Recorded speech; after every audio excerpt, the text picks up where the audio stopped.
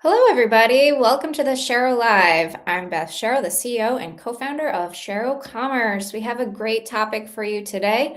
We're going to be talking about data and how to use it to actually create some action, making sure your data is clean, and really how to use those insights from your data to drive revenue. Ultimately, at the end of the day, that's what we're all driving towards, right? And there's a lot of different challenges around data in e-commerce. So we have some great guests here today joined. We have Little Data. Ed's going to be speaking from his perspective of how you can capture the data more accurately on Shopify. And then we have Deepan from Rich Panel, who's going to be talking about after the purchase, how your customer service team can use data and how you can use that data to drive revenue and retention. So I think it's like a really great conversation we're going to be having for the whole funnel, pre-purchase, afterwards, and then retaining those clients, and really just kind of understanding the challenges that you're facing and how we can overcome them together. So thank you again for joining us. And, when I started thinking about this topic, it actually kind of started a while ago, but at Shop Talk, there was a lot of conversation around data. And then obviously AI was the buzzword of the event. And we'll kind of talk about Shop Talk when everybody joins us. But I think, there's a lot of challenges around cleaning up data, but like what data can you trust? And Ed's got a lot of good perspective on this, and he'll be talking about it. But essentially, in the Shopify world, there's a lot of systems you're connecting to collect your data, and that can be challenging to understand where the gaps might exist if you're not doing it properly. And then the data you get just makes it really hard to make those decisions that are smart without accurate data, right? So it's like really about trust and data and how to use that. So, without further ado, let's have Ed join us and he can introduce himself and talk about Little Data, and kind of his story, I think, really explains the challenge that we're talking about here of why he created Little Data. So, let's have Ed join us. Hi, Ed. Welcome to the show. Thanks for having me. Great to be here. Thank you so much for joining. I know we did some activations at Shop Talk, and just getting to know you and what your business, like how you started and everything. I thought this topic was like prime and ready for you. So I'd love for you to introduce yourself to all the people that have joined us today, and also talk about your business so they understand what problems you're trying to solve. Sure. So Little Data is the data layer for Shopify. We help brands exclusively on Shopify make it ridiculously easy to get the data they have and they're capturing from their Shopify store into the major marketing channels they're using. So it's all about data for action.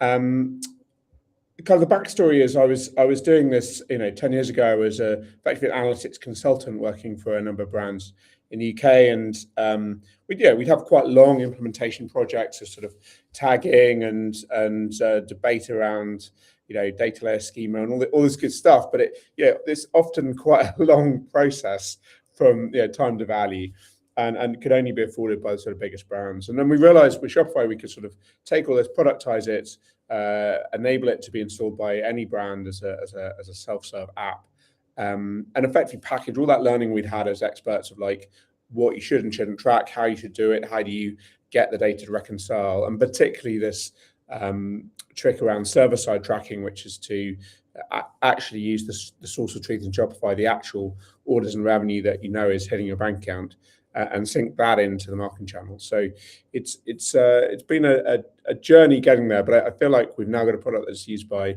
thousands of large Shopify brands globally, and I think it's fair to claim that we have the most robust product in the market for doing this sort of data accuracy and data tracking. I love that. And, just your expertise of where you came from really helps build the trust around what you're doing, because there are other competitors, right? And I think you really stand out around making sure that it's accurate.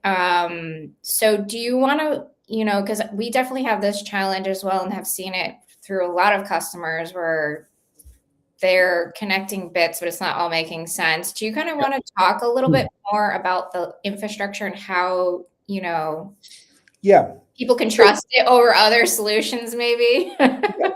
So the basic challenge is this, like the world of sort of web tracking has been going for sort of 20 years. Basically, the concept was that you put a pixel or a tag on your pages of your storefront, and then every time a visitor, saw the page or went through the checkout and got to the thank you page and ordered, it would ping a little event to the marketing tool back into Google Analytics or Meta Ads or Klaviyo saying that the user's done this thing. And that's just eroded, the effectiveness of that's just eroded over time. So Right. everything from iOS privacy restrictions, Apple's intelligent tracking prevention, as they call it, through to cookie consent laws around GDPR and CCPA that you can Yeah. opt out of being tracked, through to just the way that the browsers are allowing cookies to be set, and effectively reducing the scenarios or the length of cookie that can be stored. So all these sort of what we call client-side tracking, browser-based tracking, is becoming less and less effective. And that means that for a lot of brands, that not only is their marketing attribution, their visibility of what's spending going down, but their actual ad performance has also declined.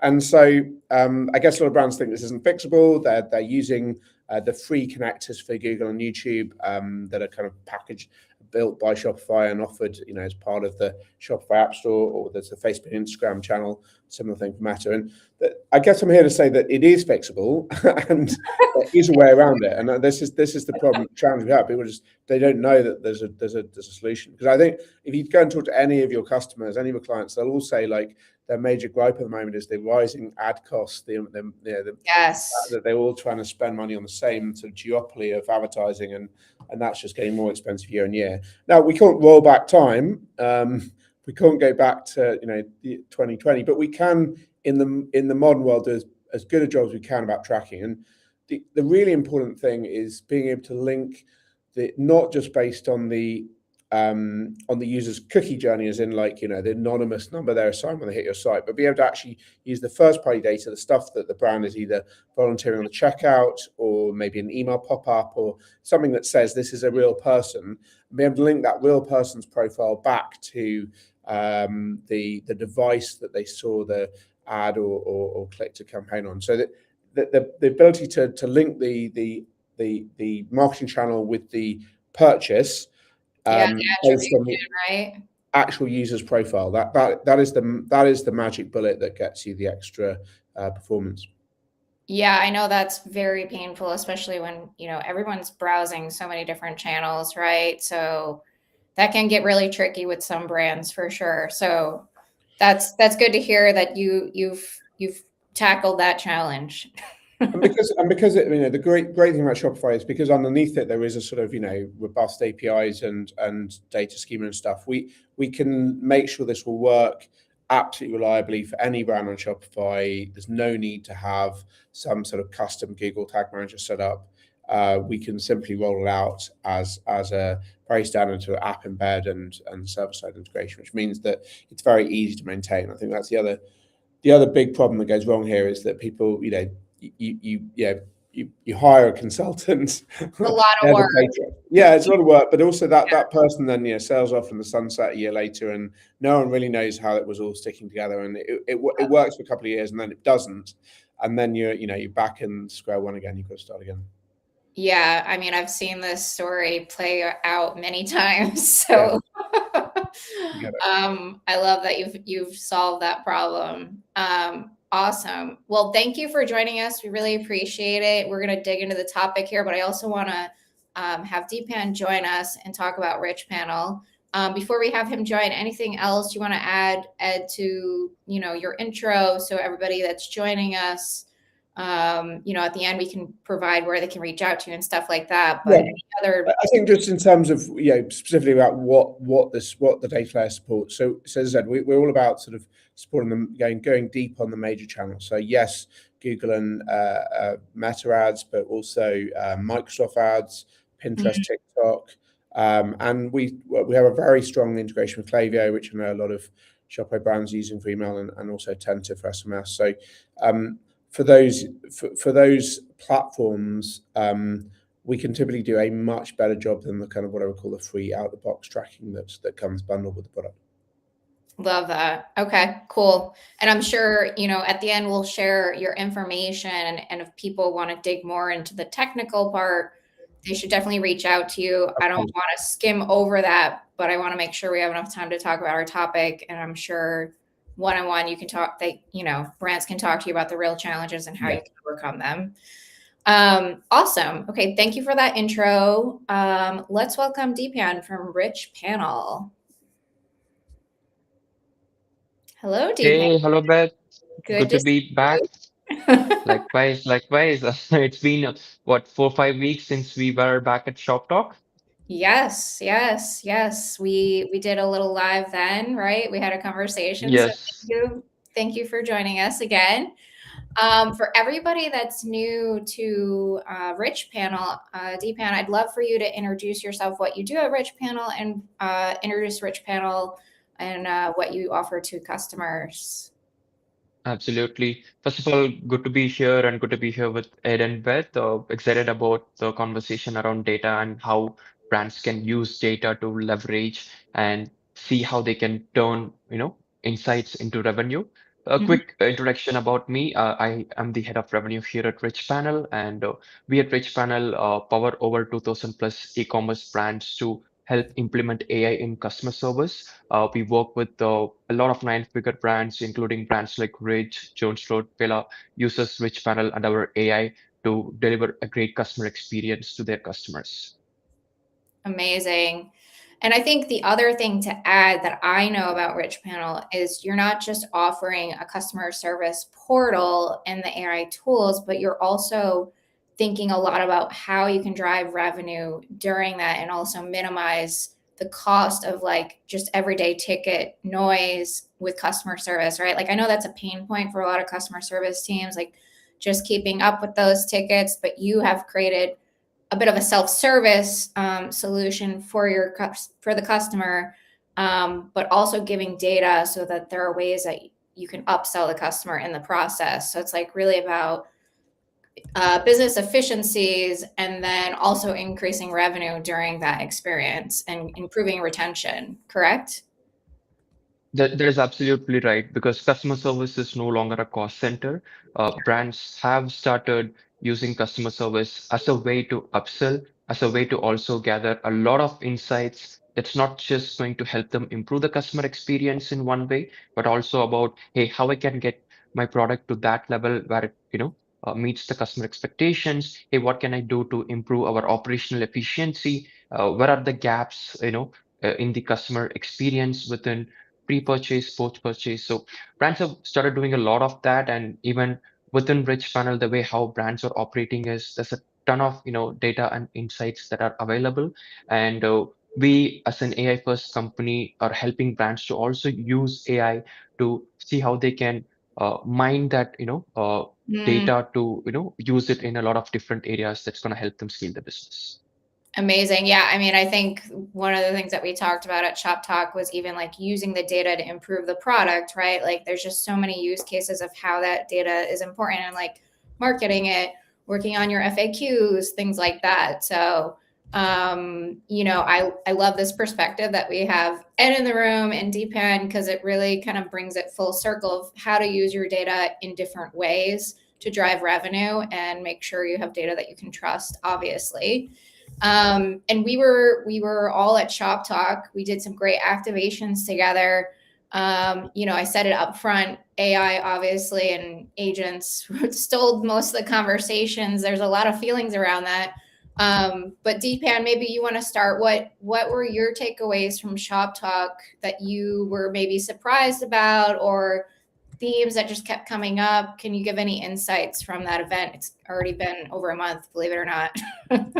Yeah, yeah, absolutely.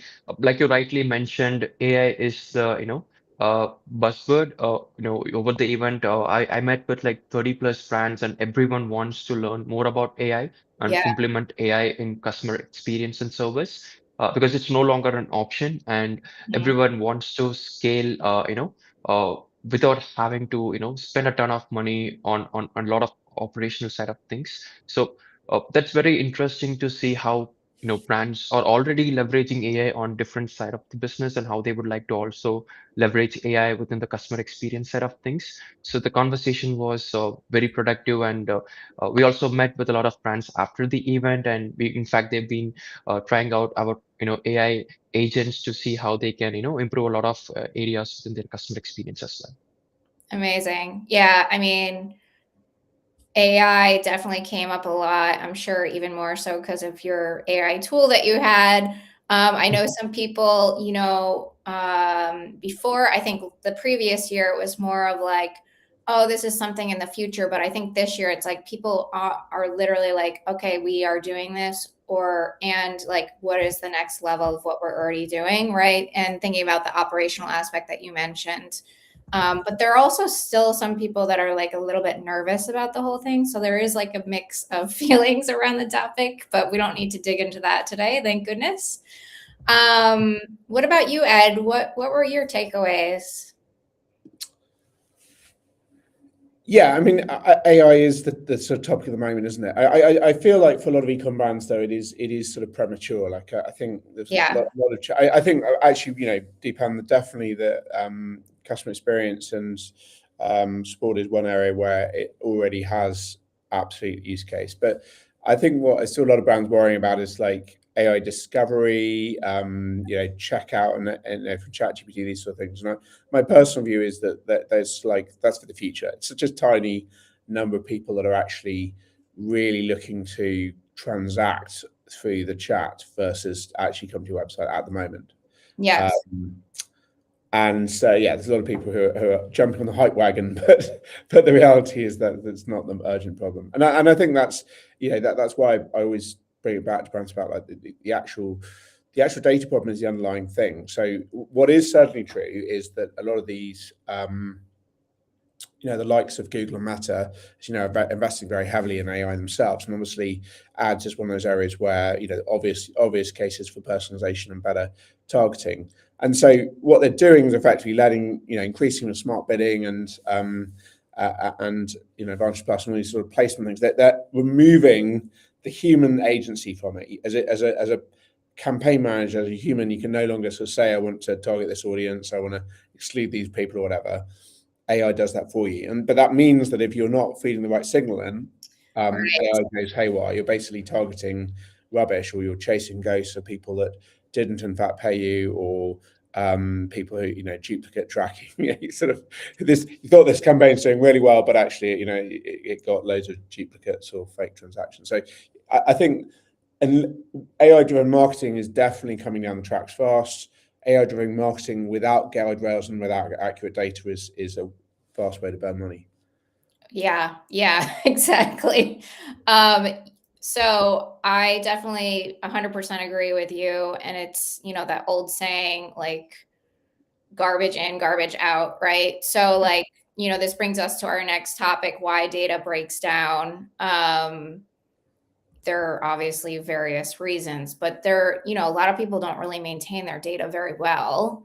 And I know this is one of the challenges of also like collecting the right data. And you had a good stat around this, Ed, from your understanding of attribution. You kind of mentioned it earlier of like talking about like making sure that the conversion is connected to the actual person, right? I think that's kind of falling apart. And you said around 30% of conversions are missing proper attribution. Yeah. So again, like going back to this theme that we're talking about with data, then if you have 30% of your data that's not correct, it does have a huge ripple effect to the amount you spend, and again, bad decisions, which then create a total mess, right? So So the way I like to visualize it is that a lot of people get, you have your pie, this is all the orders you've done, right? And people get, lots of arguments about how the pie is splitting up between the different channels, right? Is Meta driving, is Google driving it? But they miss the basic problem that for a lot of the companies, literally a third of that pie is missing. Like that, there's just a black hole. And so I'm always pushing the kind of accuracy over attribution point that the primary problem to solve is actually, are you tracking all the orders with the right customer data so that you can link it back to campaigns and landing pages and stuff? How it splits out in different campaigns is always subjective. There's always different attribution models. But I think a lot of these, people want to have this dashboard that just tells them the truth. Well, I would say, what are you trying to be true? If you're trying to make it all add up to 100%, kind of it's always split out in different ways. But is that if you have your $1,000 of orders you did in Shopify yesterday, can you see all those $1,000 in your marketing tools? That's the important problem to solve. Yeah, I mean, so like from our standpoint, from like an e-commerce data perspective, like your source of truth sometimes has data that's like incorrect. So like at the base of it, let's call it like the master, right? Like making sure your data is clean, but like then the data we're pulling from your solution, for example, if it's not connected properly, if you're not using little data, for example, it then amplifies that problem, right? So it's like a snowball effect of like bad data on top of bad data. So again, I don't think we can say it enough, but like try to get your data as clean as possible, because that's just like going to help you so much, right? Like, I mean, from your perspective, Ed, what is this costing brands? Like, how many brands are impacted about this? Like, is it everybody has a little bit of this challenge, or do some like 50%? Definitely everyone does. And there's lots of layers you peel back. And I think that, the smartest people I've talked to in e-com working, for some of the really big, fast-growing brands, they're smart because they know that it's not right. They know that it's hard, and they know that it's like a constant sort of thing you got to keep inspecting and challenging. I mean, look, there's a couple of positive points to it. One is that, again, this is an area where AI can really help you. Yes. One of the reasons that people kind of know that their data sort of somehow broken or their reporting doesn't quite add up, but they didn't really have the time to investigate. Whereas AI is brilliant at running that investigation, cross-checking things and saying, look, this is where the discrepancy is, etc. To that extent, I've actually just, as a personal side project last month, I've been building a tool we call Monitor AI that we're using internally at the moment. We hope to be able to roll out to our customer base, which does exactly that daily. It's basically just checking all of their different marketing platforms, all the different configuration settings, everything that might be going wrong, just to reassure us and them that the setup is all good and everything looks like it's matching. So I think that's being able to do that kind of deep reconciliation is only really possible with AI. Oh, 100%. Yeah, I mean, it just makes it easier. That's brilliant that you're doing that, because I know the bandwidth too. It's like, even if you had time, it would just take a while, right? Like, boring, and when humans are bored, they make mistakes. You end up, you're placing goes because it's like, oh, I don't think it matches, but actually, I mean, again, we see this again and again. We have clients come to us and like, yeah, you say you're making the data accurate, but look at this, doesn't match. And it's typically either they're comparing the wrong time zone, they're comparing like gross revenue with net revenue. They haven't taken up. Or even more nuanced than that, sometimes like in Google Analytics, confusingly, returns are deducted at the point of the date of return, whereas in Shopify, returns are deducted at the point of the original purchase. So again, these sort of gotchas in terms of comparison. So yeah, it's hard, but it's important, and everyone can improve the data accuracy they have. Yes. So the summary is, you are not alone if you're having this problem. Yeah, very much so. And I think it's simply the the steps to maturity are: do you even recognize you have a problem, and are you dedicating some time and effort to improving it? Are you aware of the different tools out there? Because I mean, again, little data is really about the marketing data side of it, the event data from the customer website, sometimes called the clickstream data. I mean, that's definitely an area. But there are other areas. I mean, Deepa, I'm sure, can talk about customer data and sort of CRM type stuff, but also the product data, and that's also an area, again, not my deep expertise, but I know that's another thing that's coming up a lot with AI discovery. It's like underneath you have your pretty product details page, right? But underneath that, there's some really just rubbish sort of categorization and meta fields and stuff, and that's never, because it's sort of not visible to your average e-commerce manager. It's been ignored. But then the agent comes along and it tries to scan your page, and it's like, oh, this doesn't make sense. I'll move on. I'll ignore that. I'll ignore that website. None of the data makes sense. Yes, the game has changed a bit with AI trying to be found, right? Like I think, we did a session on this a couple months ago, but it you really need to work at it. Like SEO is always a thing, but like now just really making sure so agents can find you is the name of the game, for sure, for discovery. And then obviously you mentioned it earlier, ChatGPT, that's a whole nother thing that kind of fell flat, I think. It had a lot of hype, but it's that part's in the future. But I think people definitely are being less found like in Google, and people are using AI tools, right? So okay, awesome. So we also wanted to talk about what data actually matters so people know where to focus, because I think sometimes it can just be like information overload is what I like to call it, let's say, right? So Ed, like what are your suggestions around like areas of focus? I know you kind of mentioned some things earlier on, but like where do you usually start with your customers when they're onboarding and helping them like kind of navigate this, or do they usually have an idea of where they want to focus? Like, do you provide services around kind of supporting any of that, or you're just really the connector? Do you want to come? We are really the connector, but we try and have very practice support because obviously, as you say, a lot of people just don't know where to start. So I think firstly, we just try and make the app user experience super easy, and we plenty of hundreds of reviews on our app store app to testify to that.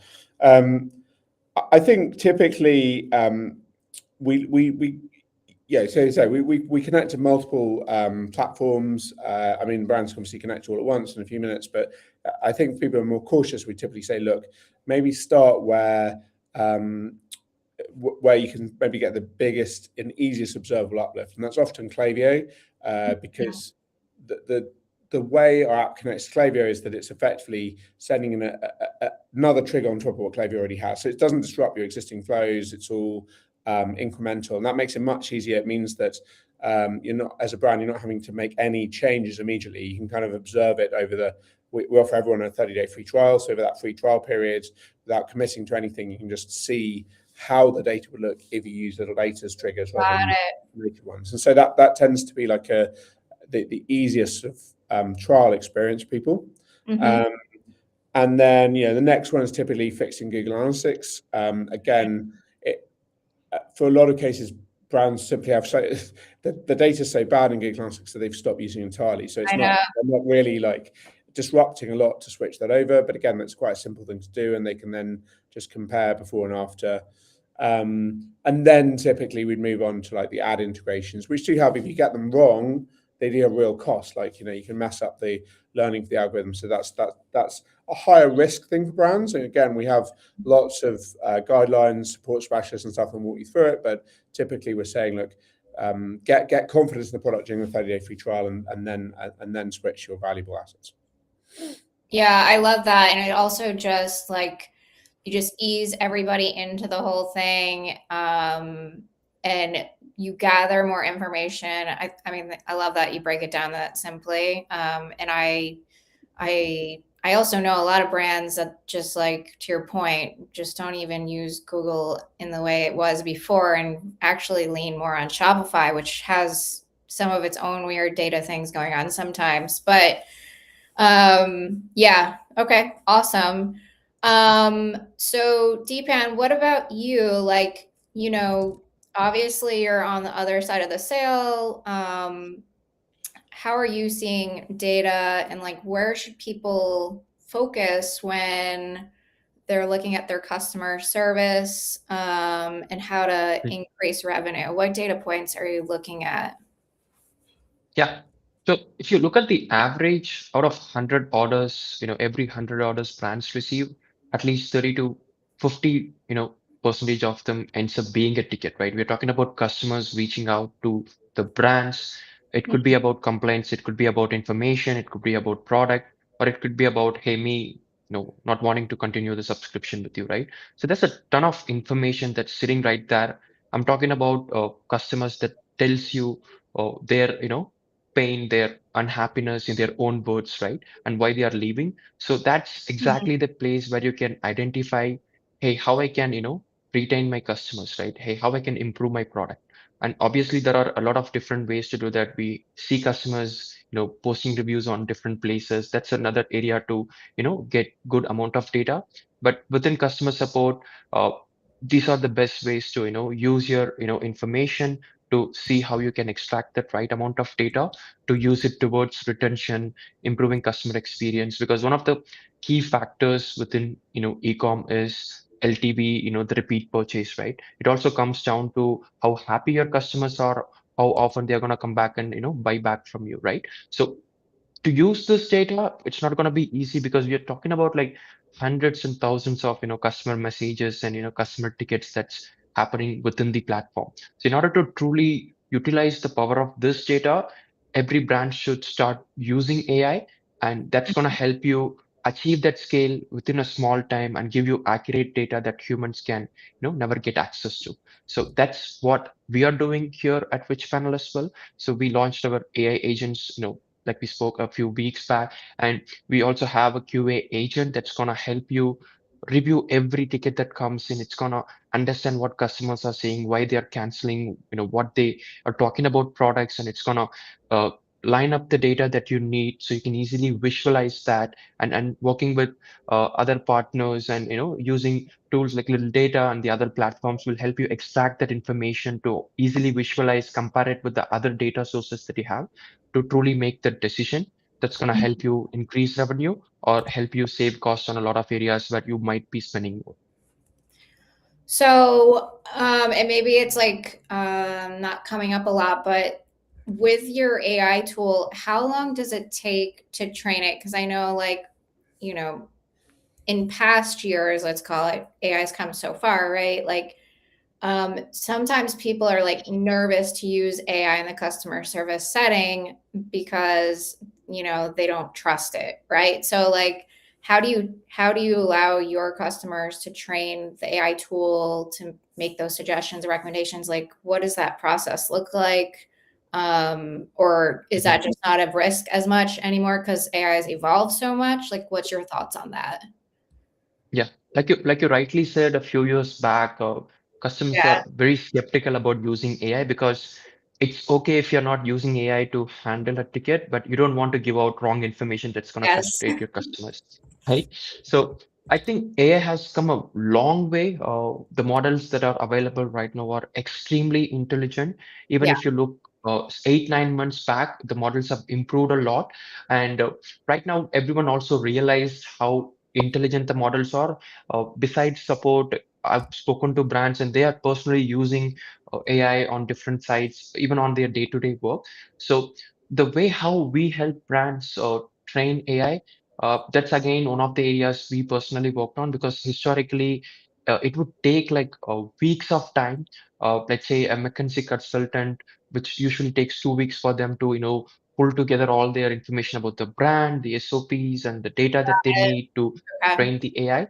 And with Rich Panel, it will literally take 20 minutes. And again, Wow. it's not like it's going to be easy because what happens under the hood is we have an AI that trains the frontline AI agents. So this AI that basically spins up multiple sub AI agents to go through your product pages, go through your reviews, and extract the product information, the brand voice, and in fact, what customers are talking about the brand as well to build the entire SOP. And that happens in 20 minutes. Wow, that's crazy. Yeah, I know AI has just come so far, but it's like very impressive when you hear, those changes of how much more efficient we are. So that's great to hear. Um, is there like any, like, I don't know. I feel like some customers ask me a lot of questions around like the retention piece. Like, are there any tips and tricks that you have from Rich Panel that you could share with people to help with that? Because, with some businesses, it can be really challenging, especially like if we think of like a subscription, right? So I don't know if you have any like thoughts on that, but I think, a lot of our guests would probably love to hear about that topic. Yeah, absolutely. In fact, we work with a lot of subscription brands, and we also partnered with subscription apps like Loop, Mhm. Skio as well. So what we've seen brands doing is, again, retention is a big portion of, how subscription brands, runs, and that's like a primary area of focus for them. And one of the ways to retain customers is when they want to cancel their subscription, and the place they're gonna end up is with the support agents. So how brands are using rich funnel and the AI today is to create those retention layers to see how they can retain the customers, and also use the underlying data with the tickets that are getting created to see what's the pattern is, why they are not, Mhm. moving forward, and how we are even retaining customers, and can we improve the subscription plans, or even the way how we speak to customers when they reach out for cancellation, to retain the customers. So that's what we have seen with brands that are heavy on subscriptions and using AI and other areas to retain customers. Yeah, I love that. That's brilliant. And actually, it goes right into our next topic of using data to create action, right? So, like, you're giving really specific data points that people can look at to like understand what's going on and make those adjustments. Like, how often do should people be looking at that? Like, is it something they look at weekly, monthly? Like, how often do you like, or how much space do you need to give it to give enough data to make those decisions? Because I feel like some customers we've had in the past, they look at data in a small segment, and I feel like it's hard to really understand the grander theme. So, like, from a data perspective, how long do you think people need to collect that data to then make those changes? Do Yeah. you have So thoughts? yeah. Like you said, before AI, we don't have that access or the resources to access that entire data to get the insight. So what brands did was they take a sample set and Yeah. see what data they can surface, and they need to, use resources to do that. But right now with AI in the picture, it has completely changed, and they don't have to wait for a week to decide what insights it's going to surface. They do it on an everyday basis, and they have these weekly catch-ups with the leadership teams to discuss about the trends that's happening. And even brands that I've worked with personally have seen those changes happening in a day, like because we're talking about 9, 10 figure brands here that is getting like thousands of tickets every day. So it's important for them to keep up with the trend every day to see what is changing, not just from a retention perspective, even from a business perspective, in terms of what's happening, why things are happening, and they can be very proactive about how they approach these, issues or handling them internally as well. Yeah, that's brilliant. And I know, like, in Shopify too, they have the Sidekick tool, which I think you guys named your AI tool the same, maybe. Yeah, um, so not to confuse it, but like, I think the power that gives brands is that they can go like analyze any data on the fly and get insights. Obviously, you always want to like check and like double confirm that what they're suggesting, like common sense, like you need to understand what you're asking to verify certain things still sometimes, I think, depending on your data. But it's great that we have those tools that can create that velocity, and share those insights with our team, so they also can be proactive, because it's like not just even a leadership thing with customer service. You have a whole team that needs to keep an eye on these things and, like, day to day make those changes and adjustments. So having that data to back up the why, I think, is so valuable in those examples. yeah. um, Cool. Anything else that you can think of, Deepan, from like a data perspective that people should take action on, that you want to talk about before we transition to Ed's thoughts on this? Yeah. Since you mentioned about Shopify and how you can use data, it just takes me back to a story or something that I heard about Jeff Bezos. He prioritizes anecdotal evidence over data when they conflict, because an incident that happened where uh, customers complain that, hey, I'm not able to get to your customer service team, and it takes like more than 10 minutes, 15 minutes to even reach someone. But they had a meeting. The head of customer service comes in, Jeff was having a conversation with him. He said, no, the metric says different. We have the stats. And then Jeff was like, okay, let's do a quick call and see what happens. And he calls 10 minutes. He's waiting on the call. And he was like, okay, you know, that's exactly why you should also consider that anecdotal evidence before you kind of trust that data. If both conflict, you go with that anecdotal evidence and see what's wrong before you dig further into it. Yeah, I love that.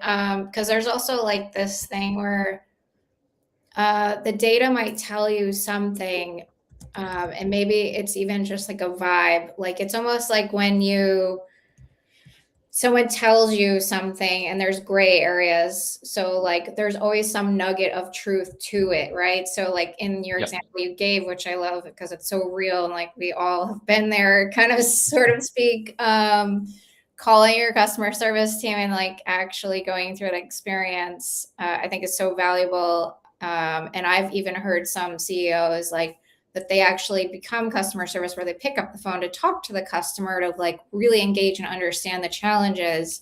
So I think that's also super valuable, like just kind of getting in the weeds sometimes, to really hear from people that it's impacting, right? So Yeah. very valuable example. Thank you, Deepan.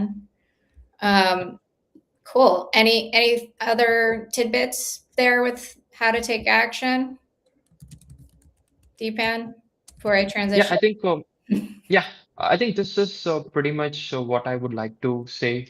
Uh, Use the data that you have, use AI to get right into the weeds of it and see Mhm. how we can extract that gold mine of customer insights to use that to action Mhm. towards improving the business, retaining the customers, and growing your revenue. Amazing. Awesome.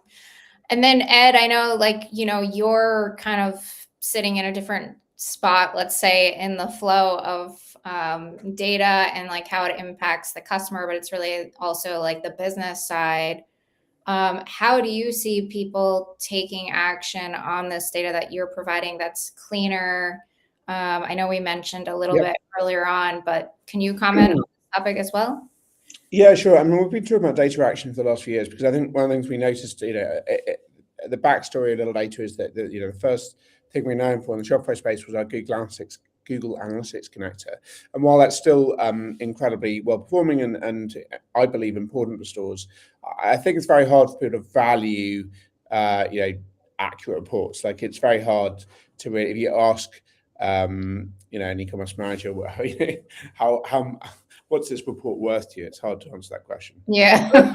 But I think in our world, data for action means being able to actually push in enable different tactics or just boost the performance of current tactics in the marketing tools we're using. So as I said, in the ad platforms, that is primarily about just being able to attribute more of that revenue to the ads and therefore getting that feedback loop, that learning loop of which creative and which placement is actually driving value.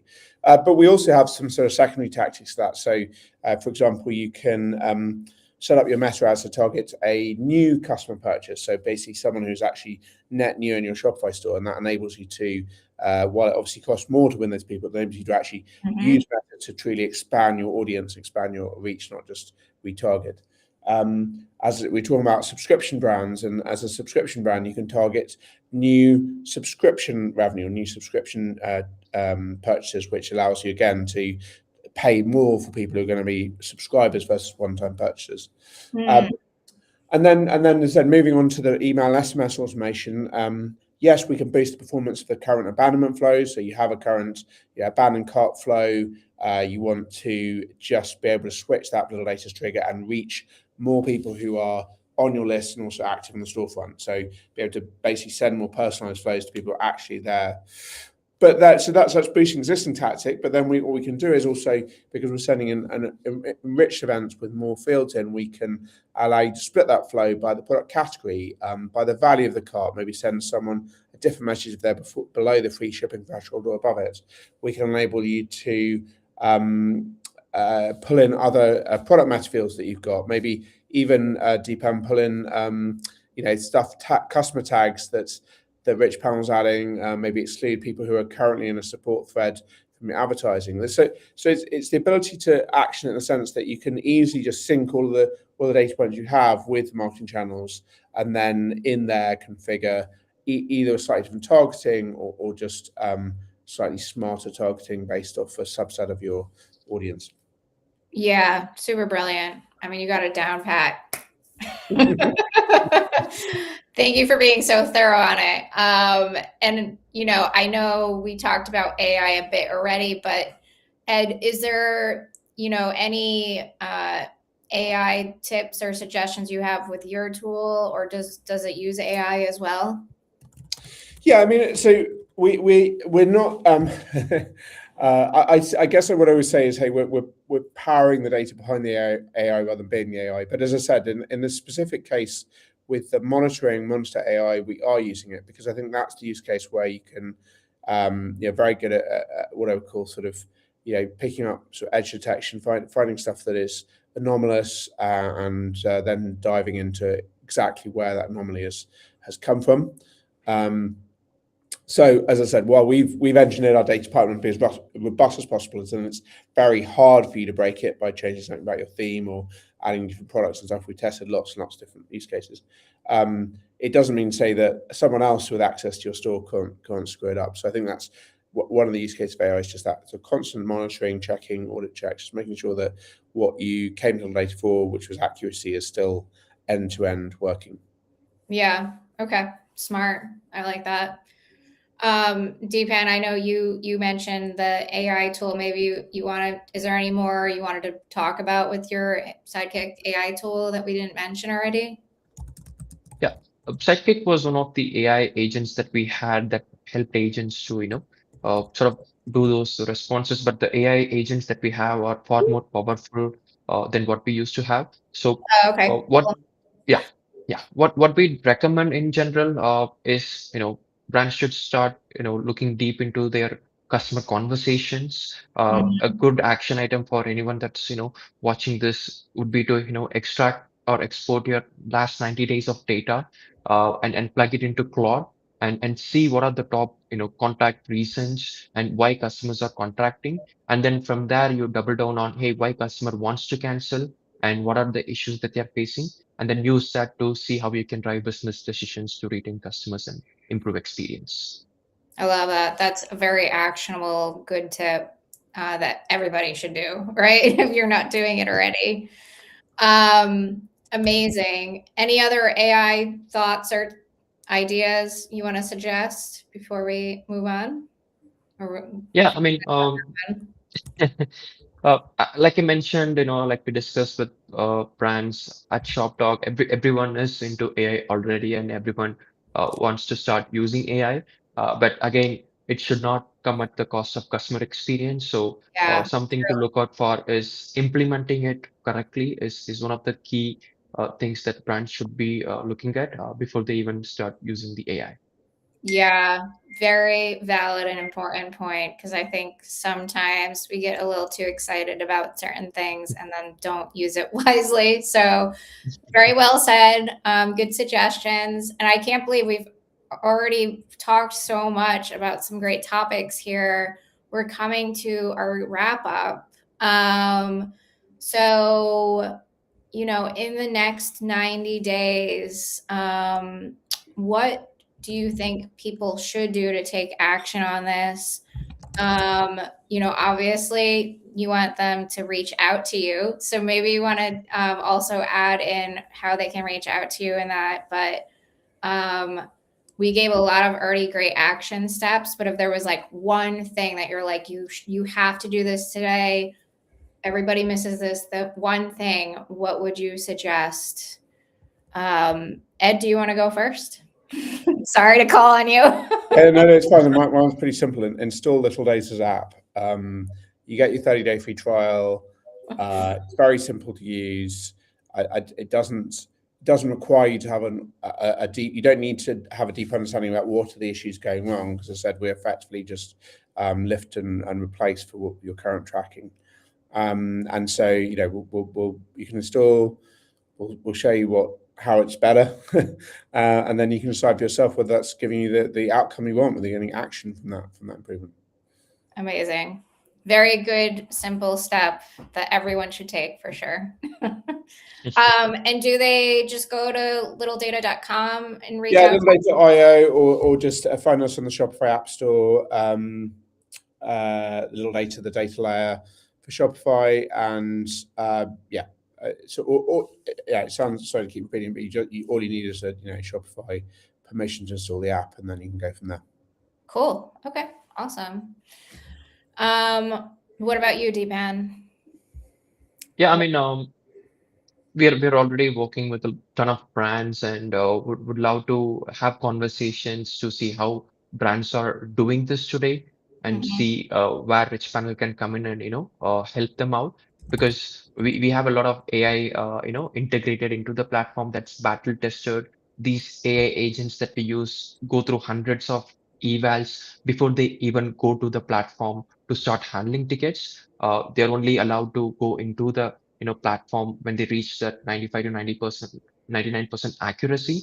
So would love to have conversations with brands to see what they are doing today, and especially brands that are overwhelmed with a lot of these customer tickets coming in, not being able to keep up with that deteriorates the customer experience. Should definitely speak to us so we can discuss what we can do to help improve their experience, and they can reach out to us on our website or send me a DM on LinkedIn, or I'm happy to share my details as well so you guys can directly reach out to me.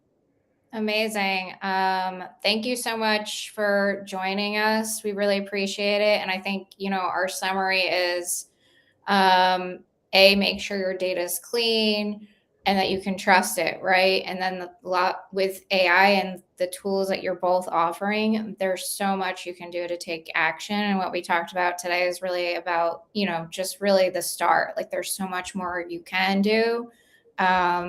So if you have questions, please feel free to reach out to any of us. And I really appreciate everybody that joined today. Any final remarks, Ed or Deepan, before we wrap up today? Just that your data is important. I think like if you really think about it as a brand, okay, you own your brand, but your customer data is arguably your second most important asset, and I think a very underused asset. Yeah, that's valid. Amazing. Okay, well, that's a wrap. Thanks so much, Ed and Deepan, for joining us. Just going to wrap up with a few announcements. So again, thank you everybody for joining. We have some upcoming events that we're super excited about. We're going to be at Pulse Summit in London. So if you're there, please say hi to our team at Shero. We'll also be joining Lead Summit in New York City. And then I will be speaking at OP Global Forum about AI readiness. So super excited to meet everybody there at that event in Chicago. And that's a wrap. Again, thank you so much. I'm Beth Shero. Always be learning.